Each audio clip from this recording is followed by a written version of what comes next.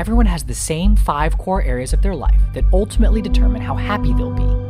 Unfortunately, most of us have developed failure habits in each, and it's Will Moore's mission to help replace those with success habits to maximize momentum.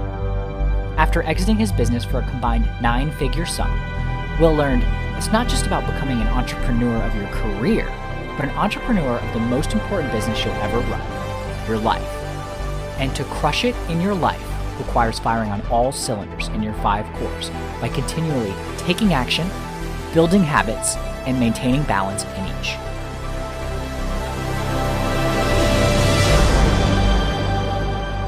Hello, and welcome to the 5 Core Life Podcast with Will Moore, founder of More Momentum. If you've not already, please make sure to follow and subscribe to the 5 Core Life Podcast so that you get notified when new episodes air every week. On today's episode of the 5 Core Life Podcast, Will Moore sits down with John Lee Dumas. He is the host of Entrepreneurs on Fire podcast, and it is an award-winning podcast, and JLD, for short, is widely regarded as one of the best viral entrepreneurial podcasts in the United States. He started his entrepreneurial career in 2012, and until 2019 has generated over $16 million in revenue through his podcast and the surrounding products that they sell. On today's episode, John and Will dive deep into the power of discipline and how you can strengthen your willpower. John shares 2 success routines and habits that have changed his life. Find out what they are now. Are you ready to fire on all cylinders? If so, let's go. Hey. What's happening, brother? Welcome, my good man. Thank you so much for being on 5 Core Live with us, man. We're excited to have you. Well, I'm excited to be here, and it's a beautiful sunny day here in Puerto Rico, but I decided to stay where the air conditioner is for the day. That's a smart man. Yeah, I'm in Chicago, and up until about literally 2 weeks ago, you didn't even need air conditioning. And now it's like yesterday, I was like, it's scorching. It was like 83 degrees. But I'm from Florida originally, and it's all about acclimating, right? When I moved here, I thought it was so cold. And now that I go into the hot, I'm like, wait, that's way too hot. So it's all about acclimating. So how long have you been living in Puerto Rico? Been down here 4 years. It Wow. is truly paradise. I get to live in the Caribbean and keep all the money that I make. It's just a great combination. Yeah, that's a very good combination. Yeah. I will be the first to raise my hand and say the tax code is so messed up here. And it's hard to, in good conscience, pay taxes when you know how messed up the system is, right? You're like, where's my money even going? I read an article this morning about this aid, this $3 trillion in aid, which I was all about, and I think it's a smart idea to make sure, we're not completely, falling apart. At the same time, people aren't thinking about the consequences. Like, I have 2 small children. Do you have kids, by the way? None. Right. But the future generations, guess who's going to have to eventually pay the piper on all this debt and all this money? I mean, it's not just free money that grows on trees, right? It's eventually got to be made up somewhere. But I heard they're mishandling, like there's nobody, Trump, I guess, fired the watchdog, the main guy watching it, overseeing or whatever. And apparently a lot of it's being used, I don't think intentionally, but it's going to the wrong types of people and big corporations, and nobody even, is able to catch it in time and stuff. So you hear stuff like that, and it's our money that's being used for that stuff, and it just makes your blood boil. So good on you, buddy, for getting out and doing it. It's a great feeling. It makes me want to, once again, grow my business, generate more revenue, and make a bigger impact in the world, because I get to keep that money and actually, choose if I want, to be specific with a philanthropic venture and not, have to, be writing a 51% tax check every single year. I hear you, man. So I know we don't have a super long time today.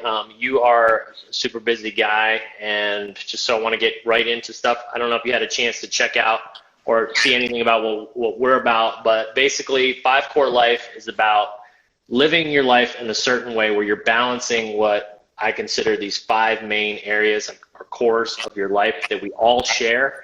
They're your mindset. your career and your finances, your relationships, your physical health, and then your emotional health and giving back. And so I like to interview people kind of similar to what you do, entrepreneurs, experts in their fields, high, thought leaders about their kind of take on how habits tie into this stuff. And so kind of the overall perspective is for the 5 Core Life is that you want to shine a spotlight on where you're currently stand in each of these main areas, these cores we just discussed, and sort of what are the habits that you've developed, these I call them failure habits potentially in each of these, and how do you step out of that failure loop and translate them into success habits to replace them with so that you're building positive momentum every day. You're balancing, right? You're not just focusing on your career. You're not just focusing on getting big at the gym, right? You got to balance and you got to fire on all cylinders, so to speak, right? So let me ask you, sir, out of the 5 cores, which one do you feel like you have a good balance on them? Do you feel like when I initially say that there's maybe one that you think I can maybe work a little bit more on, or do you feel like you're living the true 5 Core Life? Well, I feel like we always can improve in every level of those 5 cores for sure, which is the beautiful thing about being a human being. Just when you think you might max out on something, there's always that next level to get to. But the thing that jumps out to me when you first kind of were posing and going through those 5 cores was something I do have dialed in pretty well, but that I'm always working on, which is the kind of health and wellness side of my game. And the biggest thing that I really attribute me turning the corner and moving in a positive direction opposed to a negative direction, which is the majority of the population are, circling the obesity drain right now, is a morning routine. Like for me, that changed everything. Every one of us likes to wake up in the morning. We have the best intentions that, I'm going to work out today. I'm going to eat right today. I'm going to do this. I'm going to do that. And then life takes over. And the end of the day, they're sitting on their couch with a bowl of Ben & Jerry's in front of them. Just, another failed health and wellness day.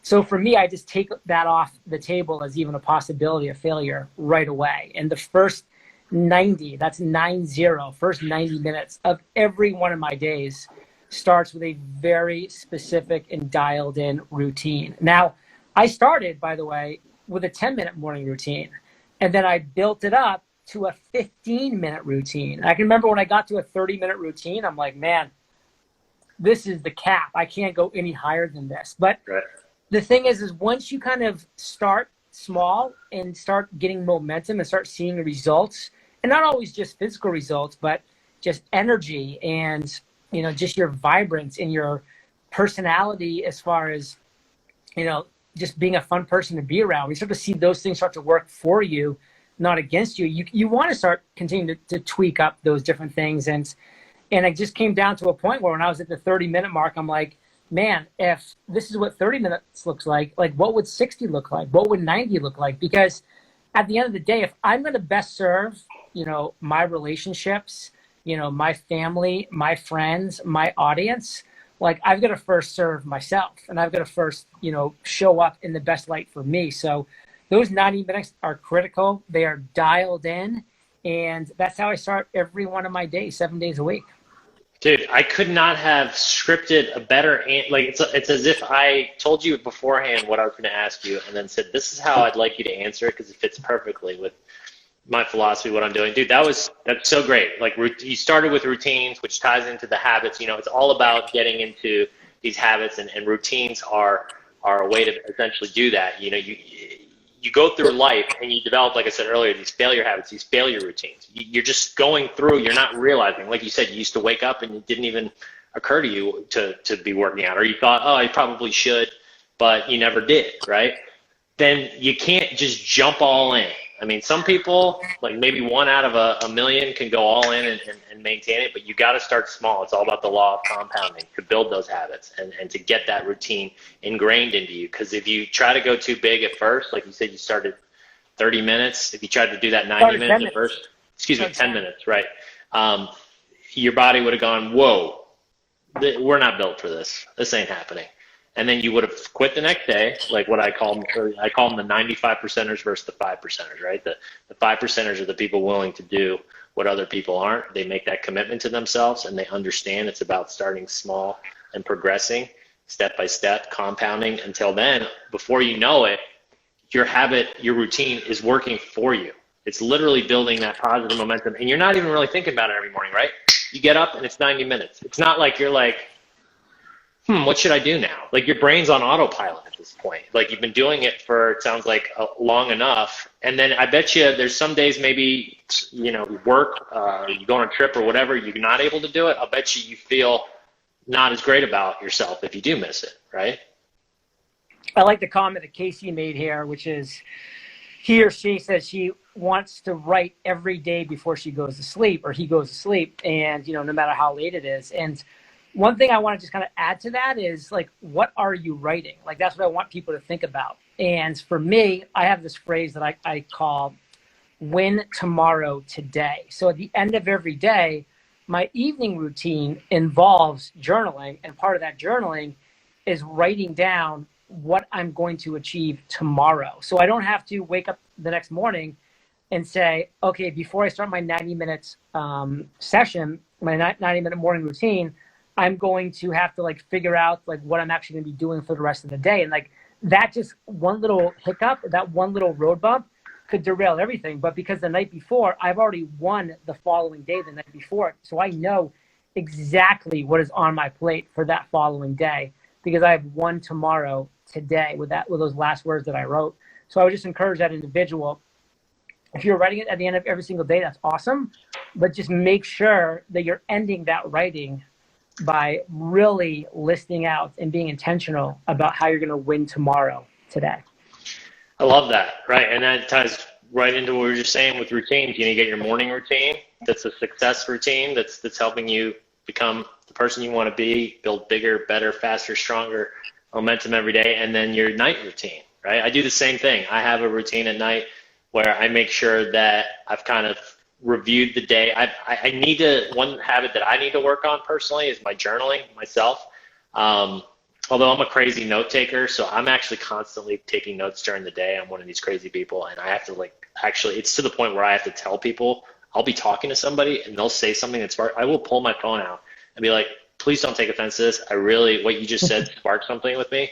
And I just want to jot it down because it's I call it, these principles in life. It's all about these universal immutable principles. And when I figure when I see oh wait, I think I might have found one, and I've seen it heard 10 or 15 or 20 different ways by different people, and then somebody just says something right at the moment, I'm like, yes, that is a universal immutable principle that I need to make sure that I'm using in my system. So totally. And what you were just saying, your night routine, it's preparing for the next day versus just waking up and kind of being scattered and being like, oh, did I get what I was supposed to get done yesterday? But for me, it's okay, what were the top 3 things I was trying to do today? Did I get them done? No. All right, I'm going to make sure I start tomorrow with that first one that I didn't get done and the ones I didn't get done, and then make sure I have my other 3. And then if I start to slip, I commit to myself where, okay, if I'm slipping and all of a sudden I'm backlogged on 4 or 5 things that are super important and I'm not getting them done, then I need to work at night.